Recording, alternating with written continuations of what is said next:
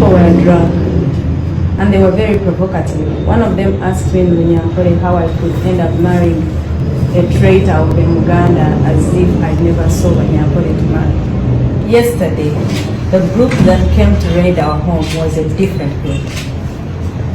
They were so many, heavily armed, drunk, and they looked the same and spoke one language. They broke into the gate, the lower gate. Our askari was in a different corner, so he saw them and he called me.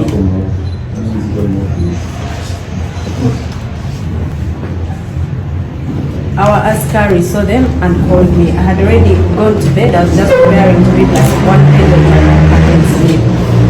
The askari called me and said, "These men are many and they are coming in this time." So in the moment I got out of the bed, switched off the bed light, then tried to walk out of the bedroom and lock it, looking for a place to hide, but then I realized that was a wise thing to do. I opened the bedroom again, went in, opened the balcony room to make a video of at least some evidence of these people were coming in. I just shot a small snippet thing because already they had ladders and they were climbing to our veranda.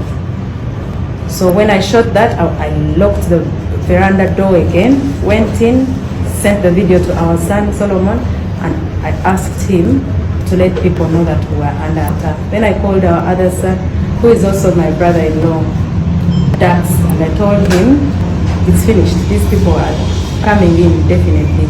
So I walked out of the room, locked the door, and then went down the stairs.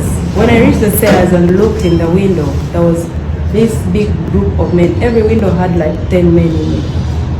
And they said, "Open the door." They said it in Munyankole. I replied in Munyankole and said I was not going to open. So I passed the stairs, went to the general bathroom, locked the door and called our neighbor, one of our neighbors, and they said, "We have a problem here, let everybody know." Then I came out of the room. When I came out of the room, they were already coming into the sitting room. They had finished breaking everything. There were so many, very many. They went to all directions of the house, ceiling, rooms, kitchen, outside in the compound, on the verandas, my bedroom, kids' bedrooms, bathrooms, everywhere. They were everywhere. They were very many. In that moment, they did not allow me to follow anybody where they were. One of them told me to give them my phone. He came and sat behind me, told me, "Give me your phone." I gave it to him from this angle. He put it in front of me and said, "Give me the password," in Runyankore. And I said back, "I'm not giving you the password." He said, "You're going to give me the password." And I said, "I'm not going to give you the password." He left, went outside on the veranda, came with other 4 men. So when he came back, he went in the same position where he was. He lifted me by the trousers.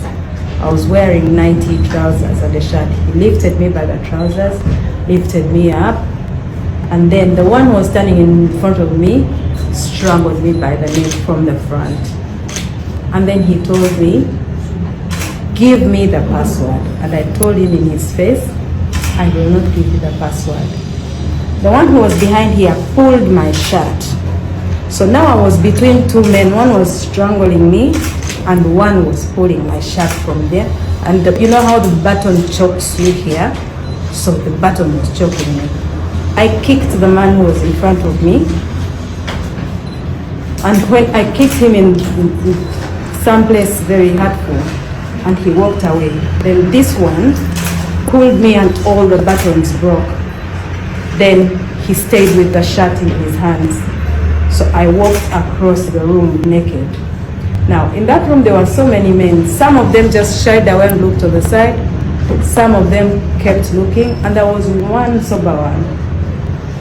And he said in Luganda, "Nedda, Mama Mudize, the sati here yambale." It was on the floor. One of them picked it and said, "Wanike mikono." oh yeah, but it's sad. And I said, no, give me the shirt, I'll dress myself up. He gave it to me. In that moment, the other guy who took my phone and who had my shirt who tore my shirt in the beginning, came back and held me by my hair. It was plaited like this last night. He held me by my hair and pushed me all the way up to a pole across in the sitting room, and I hit my lip. And then he told me, bring the password. I said again, there's no password for you. Then he pulled me down on the floor and they sat on me. I felt as if 4 bodies sat on me. There was someone, I think, was overseeing everything. He told them, what's happening here? Leave her. Then they went. I sat on the floor, and in that moment, I felt thirsty, I felt nauseous, I felt dizzy, I felt my body was confused. I asked for water. They brought me a glass of water. I asked for more water. They gave me another glass. And that was the last that I remember of that event. The next moment that I got to realize, I was on the veranda sleeping in my own vomit. The askari and the other boy organized and drove me to hospital. So they left you in your house or your house? They left me in my house. In my house or on the veranda, because when I realized I was outside on the veranda, sleeping in my own vomit. So all this while, they were asking me where my husband was. Where is your husband? I said, I don't know where he is.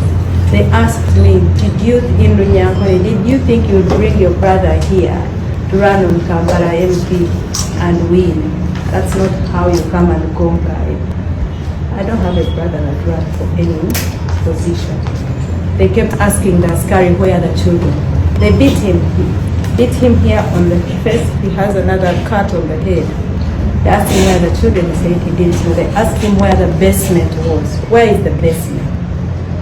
He said, I'm new here. I don't know if there is even a basement here. So they collected everything. Phones, laptops, electricity, chargers, AirPods, anything electrical. They took away our camera system. They went to the city, picked it, broke everything down, left us in the dark, and went. Do you think this man could have been sent by General Motors? General Motors has given my husband an ultimatum of 48 hours. Sometime 3 days ago now. Okay, it's past 48 hours. And he told him to come out of the latrine if that's where he was hiding. Then he said, I am looking for you, and when I find you, I'll treat you the way they treat, was it rebels? Was it outlaws? Yes, outlaws. So, if someone threatens you to that extent, and they are in an office of power, and they're in control of the army, and all the army outfit, how could you say they are not the one that saved those people? What message do you have for your husband Wherever he is, he should just do his thing. He shouldn't worry about me. As soon as the doctor says I am good to go, I am going back to our home. Relax. I am going to be fine. I shouldn't be the reason you leave. You're hiding. You should come at your own timing and when you feel safe. Otherwise, I'm okay.